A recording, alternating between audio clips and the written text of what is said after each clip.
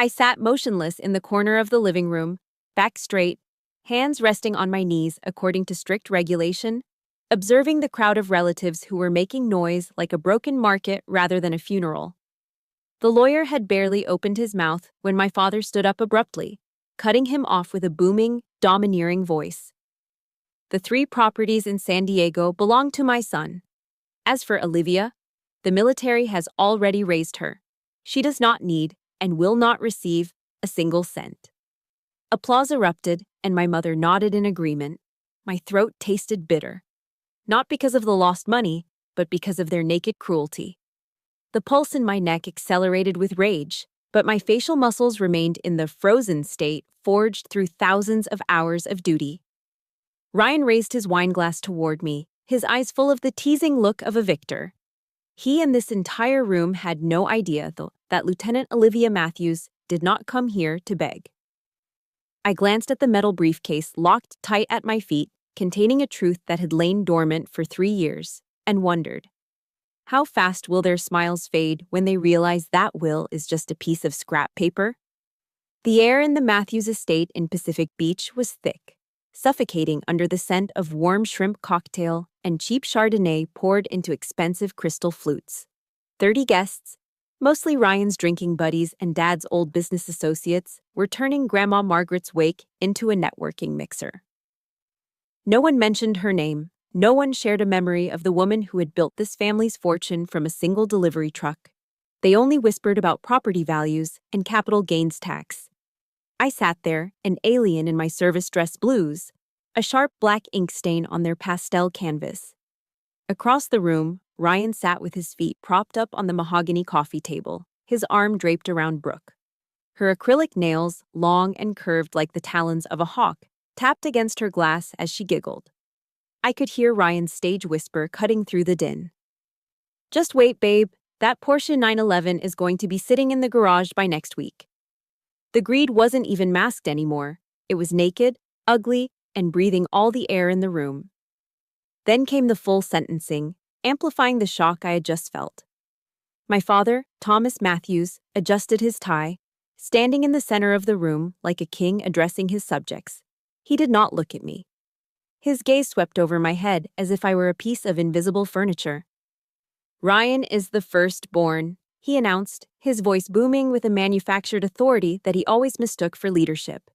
He needs a solid foundation to build a family. He carries the Matthews name. He paused for dramatic effect, letting the silence hang heavy before twisting the knife he had already planted. As for Olivia, he gestured vaguely in my direction. She chose to leave this family to play soldier. She has her pension. She has her health insurance. She has that GI Bill thing. She has been taken care of by Uncle Sam. Therefore, Grandma's legacy will go to the one who actually needs it. Ryan. The room erupted in applause again. They were clapping for my dispossession. They were cheering for the logic that my service, my sacrifice, and my independence were the very reasons I deserved to be punished. I turned my head slowly toward my mother, hoping to find a single shred of fairness. But Susan Matthews just looked down, her fingers nervously twisting her string of fake pearls.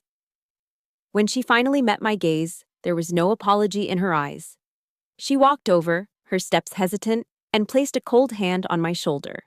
She leaned in, whispering loud enough for the nearby guests to hear, performing her role of the peacemaker.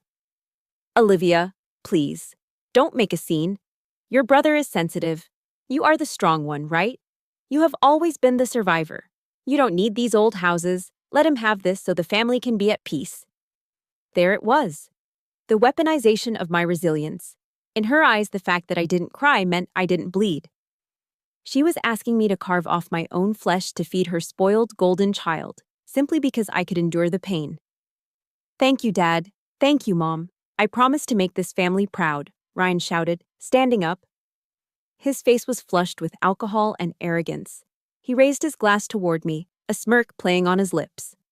Don't be sad, soldier girl, he jeered. If things get too tight on that government salary, I can lend you a few thousand. But remember, I charge interest. Brooke shrieked with laughter, a high-pitched sound that grated against my nerves. The humiliation was complete. They had stripped me down, invalidated my existence, and were now dancing on the ashes. I felt the weight of the Halliburton aluminum briefcase resting against my combat boot. Inside were 8 property deeds, stamped with red seals, signed and notarized 3 years ago. I closed my eyes for a microsecond. Inhale for 4. Hold for 4. Exhale for 4. Hold for 4. The box breathing technique of the Navy SEALs kicked in, forcing my heart rate down from a sprint to a steady jog. The rage was still there, but now it was cold.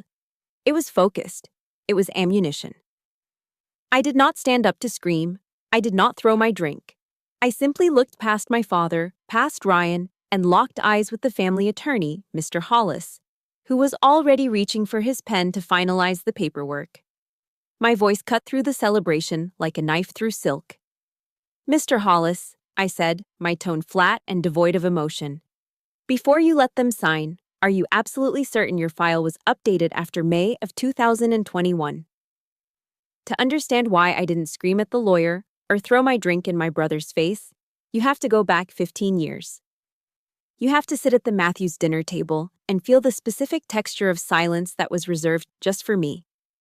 The memory is thick with the smell of hickory-smoked barbecue ribs and the blaring sound of the television tuned to ESPN. My father sat at the head of the table, wielding his fork like a scepter, dispensing his attention like a limited currency. "Ryan, tell me about that touchdown pass in the second quarter," Dad asked, his eyes gleaming with vicarious glory. Ryan, his mouth full of cornbread, shrugged with practiced nonchalance. "Coach called the wrong play, honestly. If the offensive line wasn't so slow, I would have had 3 more. But yeah, that one throw was elite." Dad nodded sagely, blaming the coach, the line, the referees, blaming the entire world for the fact that Ryan's varsity team had actually lost the game 14-35. In Dad's version of reality, Ryan never lost. He was only failed by others. At the far end of the table, I quietly slid a piece of paper onto the tablecloth. It was my semester report card. Straight A's, calculus, A+, physics, A. I smoothed the edges, waiting. I waited for a pause in the football commentary. I waited for a glance. The paper sat there between the coleslaw and the napkins, white and stark. 5 minutes passed, then 10. Finally, Dad looked in my direction. "Olivia," he grunted, pointing his knife at the empty platter. "We're out of ribs. Go check the kitchen and clear these plates while you are up." He hadn't even seen the paper, or maybe he had, and it simply didn't register as important. I was not a person to be celebrated. I was the staff. I was the ghost who washed the dishes while the real family discussed legacy. The invisible divide turned into a canyon during my junior year of high school. It was homecoming week. Ryan, then a senior, decided he needed a new look to impress the cheerleaders. I watched from the doorway of the master bedroom as Mom sat on the edge of the bed, her checkbook open. Ryan was holding up a garment bag containing an Italian wool suit. $800, Susan? Dad asked, raising an eyebrow, though he was already reaching for his wallet. "He needs to look the part, Tom," Mom insisted, smiling at her golden boy. "It's an investment in his confidence." She swiped the credit card without blinking. $800 for a night of dancing and spiked punch. Later that same week, I approached Mom in the kitchen. I had been researching colleges, aiming for the Ivy League or the Naval Academy. "Mom," I asked, my voice small, "I need to buy the advanced SAT prep books. The set is $50. Mom sighed, a long dramatic exhalation that sucked the air out of the room. She looked at me with a pained expression, as if I had just asked her to donate a kidney. "Olivia, honestly," she snapped, scrubbing a pot with aggressive force. "We are a little tight on cash right now. Can't you just borrow them from the library?" "Why are you always so demanding? You need to learn to be less selfish." Selfish. The word hung in the air. $800 for a suit Ryan would vomit on was an investment. $50 for my future was selfish. That afternoon, as Ryan drove off in Dad's brand new Ford Mustang to pick up his date, I put on my cousin's hand-me-down dress that was 2 sizes too big. I realized then that in the ledger of the Matthews family, Ryan was an asset and I was a liability. The final severance happened 3 years later. I came home, my heart hammering against my ribs, clutching a thick envelope. I got in, I said, placing the acceptance letter to the Navy officer candidate school on the coffee table. Dad glanced at it during a commercial break. Navy, huh? Well, that's good. Saves me tuition money. He turned back to the screen. It suits you, Olivia. The military is structured. You don't need to worry about being overly feminine there. You just follow orders. No congratulations. No hug. No, I'm proud of you. Just relief that I was off the payroll and a backhanded comment about my womanhood. When the day came to report to Newport, Rhode Island, I packed my single duffel bag. I stood in the foyer, waiting. I can't drive you to the bus station, honey, Mom called out from upstairs. Ryan chipped a tooth opening a beer bottle. I have to get him to the dentist. And I have a tea time at 10, Dad added, checking his watch. You can call an Uber, right? You're independent. I took a Greyhound bus. As the heavy diesel engine roared to life and the bus pulled away from the curb, I looked out the window at the empty sidewalk. I realized I wasn't leaving my family because I never really had one. Newport was cold, wet, and miserable. They called it Hell Week for a reason. I was crawling through freezing mud, my lungs burning, while a drill instructor screamed inches from my face, insulting my weakness, my form, my very existence. And for the first time in my life, I felt peace. It sounds insane, but it was true. When the sergeant yelled at me, he wasn't doing it because I was Olivia, the invisible daughter. He was doing it because my push-up form was wrong. It was objective. It was fair. One morning, during inspection, the instructor stopped at my bunk. He took a quarter and bounced it off my sheets. It sprang into the air. He checked the corners, perfect 45-degree angles. He looked me in the eye. Outstanding candidate. That single word fed a hunger I didn't know I had. I learned the creed of Jocko Willink. Discipline equals freedom. The military didn't break me. It forged me. It taught me that love isn't a scarce resource you have to beg for at the dinner table. Respect is earned through action. Every morning I made my bed, I was building a wall between me and the people who made me feel small. I became hard. I became sharp. I became a weapon. And weapons do not cry when they are cut out of a will. They reload. My suspicions didn't start at the funeral. They started 3 years ago, during a 96-hour Liberty Pass I took to visit Grandma Margaret. As soon as I unlocked the front door of the ancestral home in the suburbs, the smell hit me. It wasn't the scent of lavender and baking bread I remembered from childhood. It was the heavy, cloying odor of wet drywall and mildew. I found Grandma sitting in her favorite armchair, a knitted blanket pulled up to her chin despite the mild California autumn. In the corner of the living room, a plastic Home Depot bucket sat on the Persian rug. Drip, drip, drip. The sound was rhythmic and maddening, like a slow-ticking clock counting down the decay of the house. Grandma, I asked, my chest tightening, why is there a bucket in the living room? Why haven't you called a roofer? She smiled at me, but her eyes were cloudy, filled with a resignation that broke my heart. I told Ryan, sweetie. He handles the accounts now. He said the roof quotes are astronomical. He said the maintenance fund is running on fumes. He told me I just have to be patient and wait out one more rainy season. I looked at the water-stained ceiling, then at the bucket filled with murky brown water. Running on fumes? Grandma owned 8 rental properties in San Diego, one of the hottest real estate markets in the country. Those units had been fully occupied since the 1990s. The idea that there wasn't enough cash to fix a patch of roof wasn't just unlikely, it was mathematically impossible. That night, after Grandma took her medication and went to sleep, I didn't go to bed. I went to the mahogany desk in the study and found the ledger. I am a Supply Corps officer. My day job involves managing millions of dollars in military assets, tracking supply chains from factories in the Midwest to carrier strike groups in the Pacific. I know how to spot a discrepancy. In my world, if a single screw is missing, we stop the line until we find it. Ryan's bookkeeping wasn't just messy, it was a crime scene. There were no original receipts, only scribbled notes in the margins. I ran my finger down the columns. Plumbing repair, $3,500. Landscaping service, $2,200 per month. I snorted in the quiet room.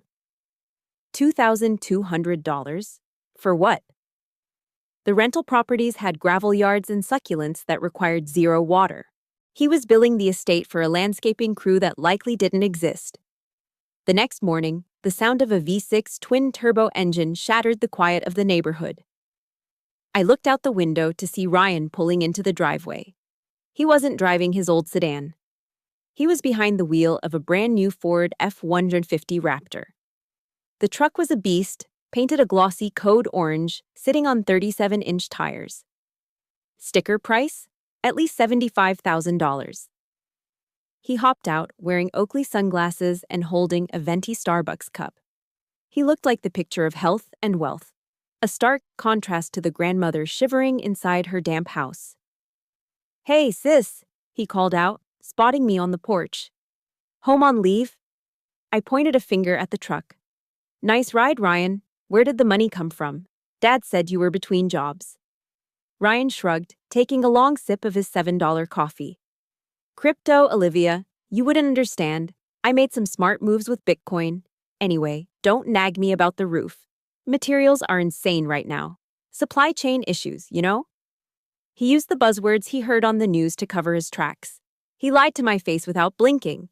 He lied while standing 10 feet away from the woman who raised him, the woman who was currently catching rainwater in a plastic bucket while he drove a tank that cost more than most people earn in a year. But I needed hard proof. I needed a smoking gun. I found it on page 42 of the ledger. HVAC replacement, Garnet Avenue property, $8,000. The date was from last month. I got in my car and drove straight to the rental on Garnet Avenue.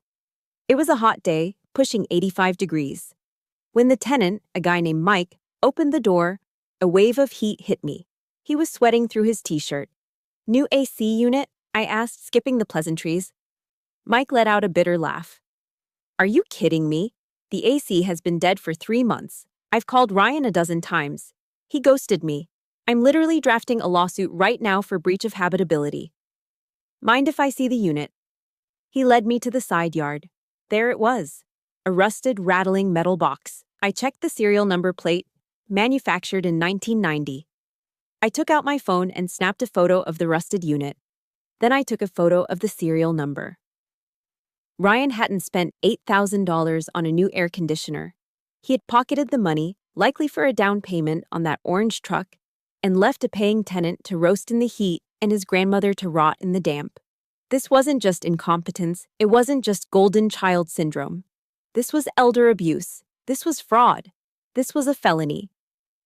If you are listening to this and your blood is boiling, I need you to do something for me right now.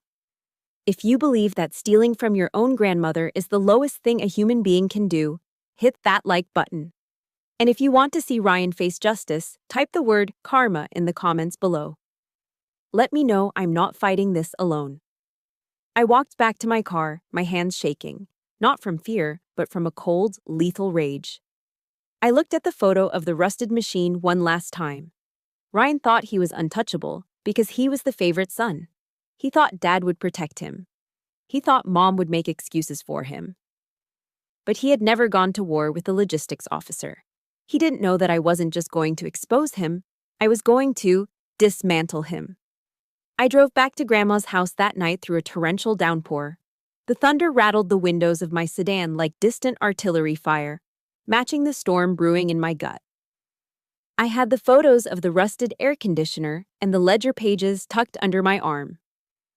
When I entered the living room, Grandma was still in her chair, staring at the bucket of rainwater. I didn't sugarcoat it. I laid the photos on the tea table, spreading them out like a winning poker hand. "He's robbing you, Grandma," I said, my voice trembling with suppressed rage. "Ryan is bleeding the estate dry. Here is the proof." Grandma Margaret put on her reading glasses. Her hand shook as she picked up the photo of the 1990s HVAC unit. She didn't gasp. She didn't cry. She just sighed, a long, weary sound that seemed to carry the weight of a decade of betrayal. "I know," she whispered, her voice raspy. I froze. "You know. Then why? Why do you let him live like a king while you sit here in the damp?" She took off her glasses and looked at me, her eyes filled with a pain that had nothing to do with money. "Because your father, Thomas, he gave me an ultimatum. 3 years ago, when I first questioned Ryan's spending, Thomas told me that if I made a scene, if I involved lawyers or the police, he would cut me off." She reached out and squeezed my hand. "He said he would make sure I never saw you again, Olivia. He said he would tell you I had gone senile and refused to let you visit. He held you hostage against my silence." The air left my lungs. My father hadn't just enabled Ryan. He had weaponized his relationship with me to blackmail his own mother.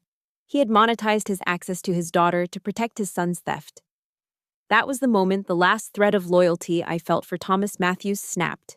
He wasn't my father anymore. He was a hostile combatant. Grandma Margaret straightened her back. The frailty seemed to evaporate, replaced by the steel of the woman who had run a logistics empire in the 80s. "Olivia," she said, her voice dropping an octave, commanding and sharp. "I am not going to let my husband's legacy be picked apart by vultures. You are the only one in this family with discipline. You are the only one who knows the value of $1 because you actually work for yours." She pointed a bony finger at me. "I want to transfer everything, all of it, to you, right now, before I die." "Dad will kill me," I blurted out, the old fear rising up. She smiled, a cold, dry expression. "He won't be able to do a damn thing, not if the paperwork is bulletproof." "Do you have the courage to accept this mission, Lieutenant?" I looked at the bucket of water. I looked at her fierce eyes. "Yes, ma'am." Monday morning, 0800 hours. We initiated the operation. I called Dylan, my second cousin. He was a mechanic, a blue-collar guy who drove a beat-up Silverado and hated the pretension of my immediate family. He agreed to be our driver without asking questions. We loaded Grandma into Dylan's truck and drove downtown, parking in the alleyway behind the office of Davis and Associates. Mr. Davis was an old family friend, an estate attorney who knew where all the bodies were buried. We went in through the back door to avoid being seen by any of Dad's business cronies who might be lunching nearby. Mr. Davis had the documents ready on his mahogany desk. "This is a revocable living trust," Mr. Davis explained, sliding a thick stack of papers toward us. "It bypasses probate, it bypasses the will, it supersedes everything." He pointed to the specific clause. Sole beneficiary, Olivia Margaret Matthews. Successor trustee, Olivia Margaret Matthews. Then came the quitclaim deeds. 8 of them, 1 for each property. Grandma didn't hesitate. She picked up the pen and began to sign. Scritch, scratch. The sound of the ink flowing onto the heavy legal bond paper was loud in the quiet office. To me, it sounded like the metallic click of a magazine being loaded into a rifle. With every signature, she was stripping Ryan of his power. With every stamp of the notary's seal, she was reclaiming her dignity. Pacific Beach House, signed. Garnet Avenue Rentals, signed. The Commercial Warehouse, signed. When the last document was notarized, Grandma looked at me. She looked tired, but her eyes were clear. "Listen to me, Olivia," she commanded, gripping my wrist with surprising strength. "This is the most important part." Radio silence. "Radio silence," I repeated. "From now until the day I'm in the ground, and even after that, until the very moment they try to take it, you say nothing. You let Ryan drive that truck. You let Thomas brag at the country club. You let them sleep soundly in their arrogance. You let them think they have won. Because when the enemy is comfortable, he is careless." I nodded, locking the strategy into my mind. "Understood." I walked out of that office carrying a secret worth millions of dollars. I went back to my unit. I deployed overseas. And for 3 agonizing years, I watched from a distance. I watched Ryan drain the bank accounts. I watched my parents fawn over him. I watched them treat me like a nuisance. I endured every insult, every snub, every condescending remark about my government salary. I held my tongue because I knew something they didn't. I knew that every dollar Ryan stole was just evidence building a case against him. I knew that the ground they were standing on didn't belong to them anymore. It belonged to the ghost in the back of the room. The soil on Grandma Margaret's grave wasn't even dry yet when the ambush happened. We had just returned from the cemetery. The black limousines were still idling in the driveway, and the guests were filtering into the living room for the wake. But before I could even take off my white gloves, my father gripped my elbow. His fingers dug into my arm with a force that was less like a hug and more like a handcuff. "Study. Now," he muttered, his voice low and tight. "Family meeting." I followed him into his home office. The room smelled of old leather and expensive cigar smoke, the scent of a club I was never allowed to join. Dad marched behind his massive oak desk and sat down, assuming the position of the judge. Mom sat in the guest chair, dabbing her dry eyes with a tissue. Ryan leaned against the bookshelf, crossing his ankles, looking like a tragic victim who had just been terribly inconvenienced by a death in the family. On the desk, sitting alone on the green blotter, was a single document. Dad didn't waste time with pleasantries. He slid the paper toward me along with his heavy black resin Mont Blanc pen. "Sign it, Olivia," he ordered. I looked down. The title at the top read, "Disclaimer of Interest." "What is this?" I asked, though I knew exactly what it was. "It is a formality," Dad said, waving his hand dismissively. "It states that you voluntarily waive any claim to your grandmother's estate. It streamlines the transfer of assets to Ryan." "We don't want to get courts and lawyers involved, do we? That gets messy. That gets expensive. We are a family. We handle things internally." They weren't asking me. They were commanding me to rob myself. Before I could respond, Mom started her performance. She reached out and touched my hand, her face crumpling into a mask of maternal concern. "Olivia, sweetheart, please look at your brother," she said, gesturing to the 36-year-old man who was currently checking his text messages. "Ryan needs stability. He's getting married to Brooke. He needs to provide. You are gone all the time on your deployments. You aren't here to manage properties." She took a breath, and then she delivered the blow that she had been saving for years. "Besides, honey," she said, her voice dropping to a conspiratorial whisper, "you are a woman. Eventually, you will get married. You will change your name. The assets, they really should stay with the Matthews name. Ryan is the only son. He carries the legacy. You understand, don't you? It's just the natural order of things." My stomach turned. There it was. The sexism wasn't even subtle. In Susan Matthews's world, my biology rendered me incapable of stewardship. Because I didn't have the right plumbing, I didn't deserve the legacy. She was using my gender to validate her theft. Then Ryan pushed off the bookshelf and sauntered over. He put a heavy hand on my shoulder, squeezing it in a way that felt patronizing. "Come on, sis," he said, flashing a grin that didn't reach his eyes. "Don't be difficult. Sign the paper, and I'll make it worth your while. Tell you what, once I sell the Pacific Beach house, I will buy you that Hermes bag you see all the celebrities carrying. A Birkin, a Kelly, whatever you want. On me." I looked at him. He truly believed that my dignity could be bought with a purse. He thought I was a shallow child who could be distracted by a shiny object while he stole millions of dollars in real estate. The silence in the room stretched thin, like a rubber band about to snap. They were all looking at me, Dad with his authority, Mom with her guilt, Ryan with his bribe, waiting for me to submit, waiting for the good daughter to fold. I know many of you listening right now have stood in a room just like this. You have been told to keep the peace at the expense of your own soul. You have been told that family comes first by the very people who put you last. If you are tired of being gaslighted by the people who are supposed to protect you, hit that like button right now. And if you would refuse to sign that paper, type "respect" in the comments. Show me that you know your own worth. I picked up the document. I felt the texture of the paper between my thumb and forefinger. Then I looked at my father. I looked at my mother. And finally, I looked at Ryan. My expression didn't change. My pulse didn't race. I was calm. I was deadly calm. You ask me who I am, I said, my voice cold enough to freeze the air in the room. I am a lieutenant in the United States Navy. I took an oath to support and defend the Constitution of the United States against all enemies, foreign and domestic. I paused, letting the words hang there. And I have realized something today, I continued, locking eyes with my father. Greed is an enemy. Manipulation is an enemy. I took the disclaimer of interest in both hands. Rip! The sound was loud, violent, and final. I tore the document in half, then in quarters. I let the pieces flutter down onto Dad's pristine desk like snow. I will not sign anything, I said. And I don't want your handbag, Ryan. I want what is mine. You ungrateful little... Ryan started to lunge forward, his face turning red. I wouldn't do that, I warned, shifting my stance slightly. See you at the reading of the will.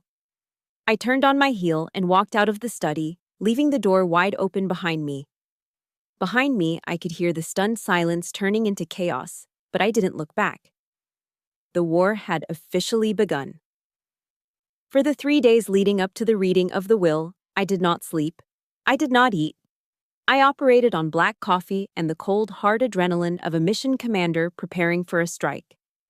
My temporary apartment in downtown San Diego looked less like a home and more like a tactical operations center. My dining table was buried under stacks of paper, legal pads, and the glowing blue light of 2 laptop screens. I wasn't just waiting for the meeting, I was building a case. I logged into the San Diego County Assessor's public portal. It is a dry, boring database to most people, but to me, it was a goldmine. I downloaded the transaction history for every single property in the Matthews portfolio. Then, I cross-referenced them with the bank statements I'd subpoenaed through the Living Trust's authority. What I found made my jaw tighten. Ryan hadn't just been stealing cash for maintenance fraud, he had been trying to leverage the equity of the houses. There were 3 rejected loan applications from predatory lenders, the kind of places that charged 20% interest. Ryan had tried to use Grandma's Pacific Beach house as collateral for a quick cash infusion, likely to cover his crypto losses. But the banks had denied him. Why? Because when they ran the title search, the name on the deed didn't match his. I printed every rejection letter. I printed the tax records showing penalties for late payments. Each piece of paper was a bullet. I didn't just throw them in a pile. I organized them with the obsessive precision of a logistics officer. Yellow highlighter for fraud, pink highlighter for negligence, blue highlighter for tax evasion. I punched holes in the documents and slotted them into navy blue binders. Snap, snap. The sound of the metal rings closing was rhythmic, soothing. By Friday night, I didn't have a pile of complaints. I had a weaponized dossier. On Saturday morning, the day of the reckoning, I made one phone call. Dylan, I said when my cousin picked up. Are you free this afternoon? Yeah, he stammered, the sound of a wrench clanking in the background. Just fixing the truck. Why? I need you at the house for the reading of the will. 2 o'clock sharp. Wear a collared shirt. There was a long pause on the line. Dylan was a good kid, a mechanic who stayed out of family drama, but he wasn't stupid. Olivia, he said, his voice dropping. Are you really going to do this? Uncle Thomas? He isn't looking good. His blood pressure is high. If you blow this up, he might have a heart attack. I looked at the stack of evidence on my table. I thought about the bucket of rainwater in Grandma's living room. I thought about the way Dad had blackmailed his own mother. He made his choice, Dylan, I said, my voice flat.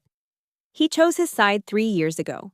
Now, he has to face the consequences of that choice.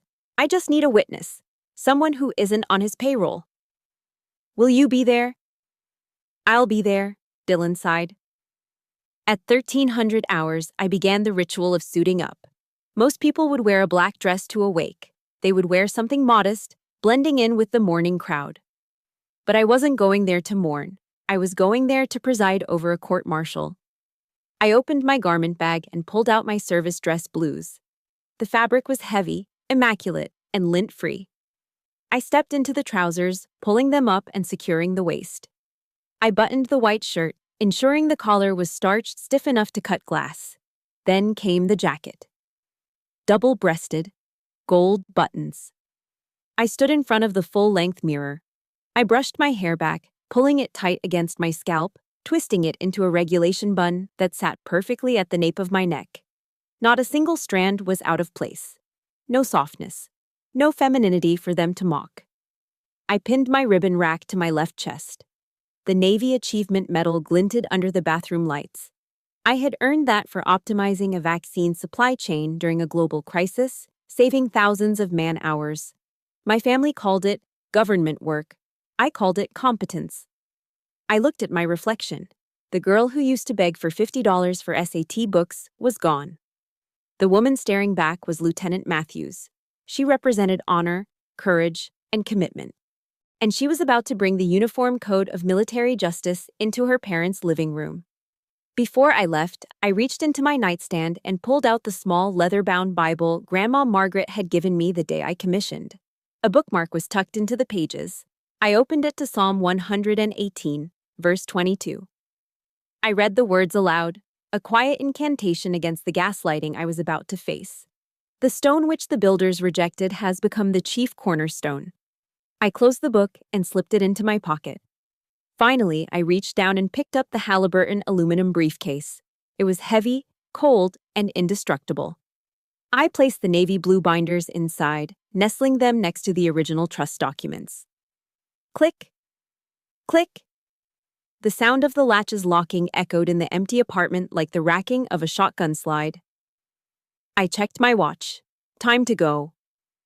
I picked up the case, walked out the door, and didn't look back.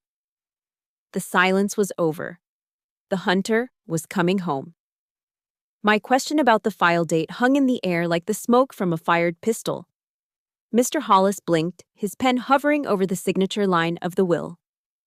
"Excuse me?" he stammered, his brow furrowing.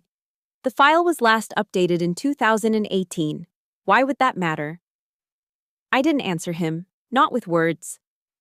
I bent down and lifted the Halliburton aluminum briefcase. I set it onto the glass coffee table with a heavy metallic thud that silenced the room. With a deliberate sweep of my arm, I pushed the half-empty glasses of Chardonnay and the crystal flutes aside, clearing the battlefield. Click! Click! The sound of the latches snapping open was crisp and loud in the sudden quiet. I lifted the lid. Inside, the navy blue binders and the stack of legal documents sat organized with military precision. I reached in and pulled out the first document. I held it up high, letting the overhead chandelier illuminate the official red stamp of the San Diego County Clerk. "This," I said, my voice calm, steady, and terrifyingly flat, "is a grant deed for the Pacific Beach property." I dropped it onto the table in front of Mr. Hollis. Owner of record, Olivia Margaret Matthews. Date of recording, May 14, 2021, 3 years ago. I reached back into the case. "Here's the deed for the Garnet Avenue rentals. Transferred." I slapped it down. "Here's the warehouse on Miramar Road. Transferred." Slap. "Here's the family home we are standing in right now. Transferred." Slap. I looked at my father, who had turned a shade of gray I had never seen before. "The will you just read is worthless, Dad. Grandma didn't leave you the empire. She gave it to the only person she trusted not to burn it to the ground." The room erupted into murmurs. Mr. Hollis snatched the first deed, his hands trembling as he pulled a pair of reading glasses from his pocket. He scrutinized the seal. He checked the notary acknowledgement. Sweat began to bead on his forehead. "This, Thomas, this is authentic," the lawyer stuttered, looking up at my father with wide, panicked eyes. "The chain of title is clear. It was a transfer into a revocable living trust, and then a quitclaim to Olivia. It supersedes the will. The assets were not Margaret's to give when she died. They already belonged to Olivia. The empire my father thought he controlled, the legacy he had just handed to his golden boy, dissolved instantly. He collapsed back into his armchair, his mouth opening and closing like a fish out of water. The power he held over me, the money, the inheritance, the threat of exclusion, was gone. But Ryan wasn't ready to accept defeat. His face twisted into a mask of pure, ugly rage. The veins in his neck bulged as the reality of his destitution hit him. "You liar!" he screamed, spraying spit as he lunged toward the table. He swiped at the papers, sending them fluttering to the floor. You manipulated her. She was senile. She didn't know what she was signing. You forced her. He charged at me, his fist cocked back. I didn't flinch. I didn't step back. I dropped into a modified ready stance, feet shoulder-width apart, hands raised to guard my center line. I was a trained naval officer. He was a drunk frat boy in a suit. Don't touch me, Ryan, I warned, my voice dropping to a command register. She was crazy, Ryan yelled, looking around the room for support. Everyone knows Grandma was losing her mind. This is fraud. No, she wasn't. The voice came from the back of the room. Dylan, my cousin in his flannel shirt and work boots, stepped forward. He walked through the crowd of stunned guests until he stood next to me. I drove her to the lawyer's office, Ryan, Dylan said, his voice deep and steady. I sat there for 2 hours while she reviewed every single paragraph with Mr. Davis. She wasn't crazy. She was heartbroken. She told the lawyer exactly why she was doing it. She said she was doing it because you were stealing from her and Uncle Thomas was covering it up. A collective gasp went through the room. The guests, the business partners, the hangers-on. They all turned their eyes to Ryan and my father. The mask had slipped. They weren't the grieving family. They were the thieves. Ryan stood frozen, his chest heaving, trapped by the undeniable truth. He looked at Mom, begging for her to fix it, but she had buried her face in her hands, sobbing quietly. I bent down and picked up the deeds, dusting them off with exaggerated care. Then I placed them back into the briefcase and snapped it shut. I looked at my parents. You always said Ryan needed a chance to grow up, I said, my voice cutting through the sound of my mother's crying. Well, this is his chance. Sink or swim. I turned my gaze to Ryan, who looked small and pathetic without his unearned inheritance. I am giving you 48 hours to clear your personal effects out of the management office, I stated, checking my watch. If you are not gone by Monday at 5 p.m., I will have the county sheriff remove you for trespassing. And Ryan, I have already audited the books. Don't try to delete anything. I have backups. I picked up the handle of the case. It felt lighter now. Enjoy the shrimp cocktail, I said to the silent room. I turned and walked toward the front door, my boots clicking rhythmically on the hardwood floor, leaving the chaos behind me. On Monday morning, exactly 48 hours after the reading of the will, I arrived at the property management office. I did not come alone. I brought a San Diego County Sheriff's deputy with me for a civil standby. It is a standard procedure when you expect an eviction to turn volatile. And Ryan did not disappoint. The office, which used to be organized and clean under Grandma's watch, smelled like stale tequila and panic. Ryan was frantically shoving papers into a cardboard box. His eyes were bloodshot, his shirt untucked. When he saw me standing in the doorway with the uniformed officer, he didn't freeze. He exploded. You can't do this, he screamed, hurling a stapler across the room. It hit the drywall with a dull thud. I built this business. You drained this business, I corrected him, my voice calm. Officer, would you please ensure he only takes personal items? No hard drives, no files. Ryan let out a string of curses that would have made a sailor blush, but he stopped throwing things. He rushed to the desktop computer and started hammering on the keyboard. I knew exactly what he was doing. He was trying to format the drive. He was trying to erase the evidence of the landscaping kickbacks and the fake invoices. I walked over and unplugged the tower from the wall. Don't bother, I said. I cloned the drive remotely on Saturday night. Every deleted email, every altered spreadsheet, it is already on a server in the cloud. Ryan slumped into his chair, defeated by technology he didn't understand and a sister he had underestimated. Outside, the collapse of his facade continued with brutal efficiency. A tow truck was backing into the driveway. It wasn't just any tow truck. It was a repo man. The bank hadn't wasted time. Ryan hadn't made a payment on the Ford F-150 Raptor in 3 months. I watched through the window as the hook was attached to the bumper of the $70,000 truck. The code orange paint gleamed in the sun one last time before it was dragged away, leaving oil stains on the pavement. But the repo man was kind compared to Brooke. She arrived just as Ryan was being escorted out of the building with his box of desk toys. She wasn't there to comfort him. She had heard the news, probably from the text I sent to the tenants directing all future rent payments to the new trust account. She knew the gravy train had derailed. "You told me you owned those buildings," she shrieked, standing in the parking lot in her designer heels. "You told me you were a millionaire." "Babe, listen, it is just a legal mix-up," Ryan pleaded, reaching for her hand. She pulled back as if he were contagious. Then, she did something that made the sheriff look away in second-hand embarrassment. She pulled the diamond engagement ring off her finger. "I took this to the jeweler this morning to see what I could get for it," she yelled, throwing the ring at his chest. "It is cubic zirconia, Ryan. You proposed to me with a piece of glass." The ring bounced off his polo shirt and clattered onto the asphalt. Brooke didn't wait for an Uber. She got into her own car and peeled out of the lot, leaving Ryan standing there with nothing but a box of bobbleheads and a fake diamond in the dirt. My parents arrived 10 minutes too late to stop the carnage. They stood by their sedan, watching their golden boy sitting on the curb, weeping into his hands. They looked older, smaller. Mom looked at me, her eyes begging for mercy. "Olivia, please, we can fix this. We can take a loan against our house to help him pay back the estate." I shook my head slowly. "You can't, Mom." "Why not?" Dad asked, his voice trembling.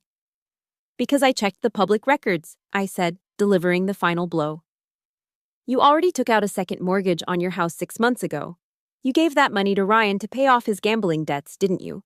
You have no equity left. If you try to bail him out again, you will be homeless." They stood in stunned silence. The reality of their enabling had finally caught up with them. They had bet the farm on the wrong horse, and now the race was over. The worst part, however, wasn't the eviction or the breakup. It was the letter that arrived at my apartment 3 days later. It was a subpoena. Ryan hadn't just stolen from Grandma. In his desperation to maintain his lifestyle, he had inflated his income on federal loan applications. He had claimed the rental income as his own. That is bank fraud. And because he had been pocketing cash rent from tenants to avoid a paper trail, he hadn't declared it on his taxes. That is tax evasion. The IRS does not care about family drama. They care about math. And Ryan's math didn't add up. I sat at my table and signed the witness statement. I packed the navy blue binders, the ones containing the highlighted bank statements and the photos of the rusted air conditioner, into a shipping box addressed to the Internal Revenue Service Criminal Investigation Division. I wasn't doing this for revenge anymore. I was doing it because the law required it. But as I taped the box shut, I couldn't help but think, karma has a way of balancing the ledger. That night, I sat alone in my apartment. The adrenaline of the battle had faded, leaving behind a hollow ache in my chest. I poured myself a glass of water and looked at the framed photo of Grandma Margaret on my desk. I had won. The estate was safe. The thief was facing federal prison. The enablers were facing bankruptcy. Justice had been served, cold and precise. But the silence in my apartment was deafening. My phone didn't ring. There were no angry texts from Ryan, no guilt-tripping voicemails from Mom. They had finally realized that I was unreachable. I was victorious, but I was also an orphan. I had living parents and a living brother, but the family I yearned for, the one that loved me unconditionally, had died long before Grandma Margaret. I took a sip of water and stared at the empty wall. It was a bitter drink, this freedom. But as I thought about the lies, the theft, and the gaslighting, I realized one thing. I would rather be lonely in the truth than warm in a house built on lies. With the parasites removed, the host began to heal. I treated the management of the Matthews estate not as a family hobby, but as a military operation. I replaced Ryan's chaotic, napkin-scribbled bookkeeping with standard operating procedures adapted from the Navy Supply Corps. The first rule I implemented was the 24-hour service level agreement. If a tenant reported a leak, a broken lock, or a faulty heater, a technician was on site within 1 day. No excuses, no supply chain lies. I fired every single one of Ryan's shady handyman friends, the ones who charged triple for labor and showed up drunk at noon. In their place, I signed exclusive contracts with a local construction firm owned by a Marine Corps veteran. For the first time in a decade, the rental units on Garnet Avenue were painted. The roofs were patched. The plumbing was overhauled. I didn't raise the rent by a single dollar. I simply stopped funding Ryan's lifestyle. And suddenly, the business was profitable enough to reinvest in itself. The change in the atmosphere was palpable. My inbox, once filled with threats of lawsuits from angry tenants, began to fill with thank you cards. One tenant, an elderly teacher named Mrs. Gable, baked me a loaf of banana bread. It was a small gesture, but it meant more to me than any applause at a cocktail party. Kindness and discipline, I realized, were not mutually exclusive. They were partners. Once the business was stabilized, I turned my attention to the house, Grandma Margaret's home. I spent a week purging the property. I filled contractor bags with the tacky, expensive junk Ryan had bought with stolen money. The curved gaming monitors, the designer sneakers left in the closet, the humidors for cigars he didn't smoke. I threw them all into a dumpster. I was exorcising the greed from the walls. While cleaning out the master bedroom, I found a leather-bound journal tucked under Grandma's mattress. It was dated from 5 years ago. I sat on the edge of the bed, the afternoon sun filtering through the dust motes, and opened it. Halfway through, I found an entry that stopped my breath. Ryan has his father's charm, but he also has his father's weakness. He needs to be liked. Olivia is different. She has sad eyes, but they are steady. She reminds me of my husband. She doesn't ask for attention. She asks for work. She will be the firekeeper of this family, even if the others are too blind to see it. The tears came without warning. For 32 years, I'd believed I was the disappointment. I'd believed I was the cold, unlovable daughter. But she had seen me. She had seen the truth beneath the uniform. I wept until my chest ached, releasing a lifetime of rejection. When I was done, I took the portrait of Grandma Margaret, the one taken when she bought her first truck, and hung it above the fireplace. The house felt lighter. It was no longer a crime scene. It was a home again. 2 months later, my phone rang. The caller ID displayed Mom. I hesitated. My thumb hovered over the decline button, but duty is a hard habit to break. I answered. Olivia? Her voice was thin, trembling, stripped of the condescending tone she'd used in the study that day. Hello, Mom. It is your father, she said, her voice cracking. His blood pressure spiked. He's at Scripps Memorial. And, Olivia, the bank sent a notice of default. They are going to foreclose on our house. We can't pay the second mortgage. We have nothing left. She paused, waiting for me to jump in, waiting for the old Olivia to offer to fix it. Con, can you help us, please? For the family. I took a deep breath. I thought about the disclaimer of interest she tried to make me sign. I thought about how she told me to sacrifice my rights because I was a woman. I will call the hospital billing department, I said, my voice steady. I will pay for Dad's current stay directly to them. Oh, thank God, she sobbed. And the house? If you could just wire us $50,000, we could get current. No, I cut her off. What? I said no. I am not sending you cash, Mom. If I give you money, you will just find a way to funnel it to Ryan's legal defense fund or his next gambling scheme. I will ensure you have medical care, but I will not bail you out of your mortgage. You signed those papers. You bet your house on Ryan. You have to live with that bet. But we will be homeless, she cried. How can you be so cruel? It is not cruelty, Mom. It is accountability. I am teaching you the lesson you forgot to teach your son. I hung up before she could guilt me further.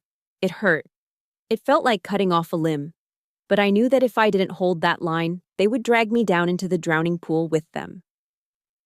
November arrived, bringing with it the cool coastal breeze. On Thanksgiving Day, I did not go to my parents' house. There was no shrimp cocktail. There were no pretenses. I hosted dinner at Grandma's house. The table was set with her good china. The air smelled of roasting turkey, sage stuffing, and wood smoke from the fireplace. My guests were a motley crew. There was Dylan, who had washed the grease off his hands and worn a nice shirt. There was Mrs. Gable from the rental unit. There were 2 of my fellow supply officers who didn't have family in town. And there was the contractor, the Marine veteran, who brought a pumpkin pie. We weren't bound by blood. We were bound by respect. I stood at the head of the table, the seat my father used to occupy like a tyrant. I raised my glass. To Margaret, I said. To Margaret, everyone echoed warmly. I looked around the table at the smiling faces. There was no tension. No one was trying to manipulate me. No one was judging my gender or my salary. I realized then that I had spent my whole life trying to earn a seat at a table where I was never wanted, when all along I had the power to build my own table. I had found my tribe. And for the first time in my life, on this Thanksgiving, I was truly thankful. 3 months after the dust settled, my father asked to meet me. He didn't choose the country club or the steakhouse where he used to hold court with his business partners. He chose a small retro diner off the Pacific Coast Highway, a place where the coffee is served in thick white mugs and the menus are laminated. I arrived 10 minutes early, a habit I would never break. I watched from the booth as his car pulled into the lot. He wasn't driving his luxury sedan anymore. He was behind the wheel of a 10-year-old Toyota Camry, its bumper dented, the paint fading under the California sun. When he walked in, I almost didn't recognize him. The man who had commanded the room at the funeral with his booming voice and tailored suit was gone. In his place was a man who looked 10 years older, his shoulders slumped in a polo shirt that hung loosely on his frame. He sat down opposite me. He didn't look me in the eye. He stared at his black coffee, his hands trembling slightly as he reached for the sugar packets. Ryan is facing trial next month, he said, his voice quiet, lacking its old resonance. He refuses to speak to us. He says it is our fault. He says we spoiled him so much he never learned how to survive. Dad let out a short, bitter laugh. And he is right. I stayed silent, letting him find his words. I was blind, Olivia, he whispered, finally looking up. His eyes were red-rimmed. I was so obsessed with the idea of the firstborn son, with the image of the Matthews name carried on by a man, that I couldn't see what was right in front of me. I had a diamond in my hand, and I threw it away to chase a piece of glass. It was the first time in 32 years that Thomas Matthews had admitted he was wrong. I looked at him across the Formica table. I waited for the anger to rise, for the old resentment to flare up, but it didn't come. Instead, I felt a strange, heavy pity. He had spent his life building a shrine to his ego, and now he was sitting in the rubble. I forgive you, Dad, I said softly. His head snapped up, surprise washing over his face. He looked like he expected me to scream, to gloat, to twist the knife. I am not doing it for you, I continued, my voice steady. I am doing it because I refuse to carry the weight of hating you for the rest of my life. That is a heavy pack to ruck, and I am setting it down. I leaned forward, establishing the perimeter of our new relationship.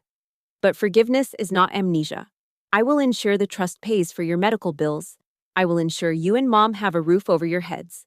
But you will never again have a say in my life. You will never advise me on the business. And you will never, ever try to manipulate me again. Those are the terms. He nodded slowly, a single tear tracking through the stubble on his cheek. It was a sad compromise, but it was a fair one. I left the diner before the lunch rush. I had work to do. That afternoon, I met with Mr. Davis to finalize the newest amendment to the Matthews Family Trust. We weren't buying more properties. We were investing in people. Are you sure about this percentage, Olivia? Mr. Davis asked, tapping his pen on the draft. 20% of gross profits is a significant amount. I am sure, I replied. We established the Margaret Matthews Scholarship Fund. But it wasn't for everyone. It was specifically designated for the children of active-duty Navy petty officers, the enlisted men and women who work the hardest and get paid the least. I wanted to make sure that no 18-year-old girl would ever have to beg her parents for $50 to buy SAT books.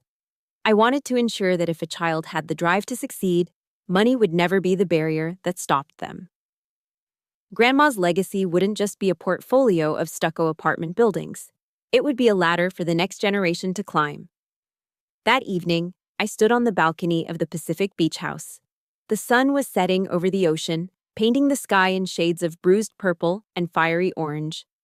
For the first time since I enlisted, my hair wasn't pulled back in a tight regulation bun. It was down, loose, whipping wildly in the salt breeze. I took a deep breath, tasting the salt air, feeling the vibration of the crashing waves in my chest. I reached into my pocket and touched the small leather Bible. I didn't need to open it to know the verse. It was etched into my bones now. The stone which the builders rejected has become the chief cornerstone. I smiled. They had rejected me.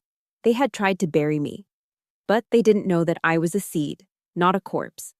The pressure they applied didn't crush me. It condensed me. It turned the coal into a diamond. I turned my back to the dark house and looked out at the horizon. The night was coming, but inside of me, the long, cold winter was finally over. It was morning. The most expensive lesson I learned wasn't about real estate or living trusts. It was about self-worth. For years, I waited for an apology that was never going to come. I thought if I just achieved enough, served enough, or endured enough, my family would finally see my value. But here is the truth. You cannot dry the ink on a story that someone else is writing for you. You have to grab the pen. If you are the black sheep or the scapegoat, stop trying to dye your wool white to please people who are committed to misunderstanding you. Don't wait for a seat at a toxic table. Go build your own. Thank you for standing watch with me until the very end. I know many of you listening right now are fighting your own silent battles, gathering your own evidence, and holding the line against injustice. I want to hear from you. Have you ever had to cut ties to save your sanity? Or are you still planning your exit strategy? Type the word stone in the comments below if you are ready to become the cornerstone of your own life. And if this story gave you strength, please subscribe and share this with someone who needs to hear it. Remember, you are never alone. You are part of this tribe now. Dismissed.